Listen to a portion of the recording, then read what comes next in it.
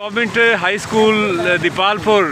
हाजी इजाज़ साहब, आप बताइएगा कि आज आप इंजॉय कर रहे हैं, कैसा है मौसम है आप? अल्हम्दुलिल्लाह आज मौसम बहुत खुशगवार है और आज ठंड भी नहीं है, धूप भी निकली हुई थी और लोग जो है ना वो मौसम को एंजॉय कर रहे हैं।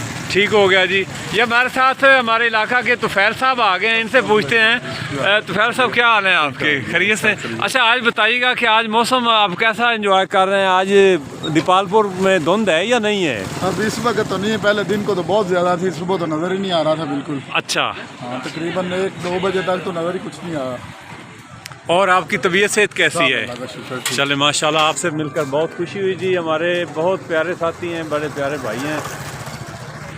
आम बच्चे, आपका क्या हाल है? अस्सलाम वालेकुम रहमतुल्लाह। कैसे हैं आप? अल्हम्दुलिल्लाह, कैसा है? हाँ, सुनाओ, आज मौसम कैसा है? जी माशाल्लाह बहुत अच्छा है। एंजॉय कर रहे हैं? जी अल्हम्दुलिल्लाह। धुंध है या नहीं है आज? आज नहीं है इंशाल्लाह। पूरे इलाके में नहीं है? जी आज नहीं है। किस एरिए से हैं आप?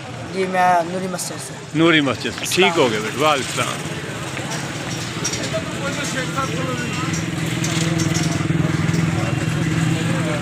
बहुत बड़ा बुखार है जी, बुखार।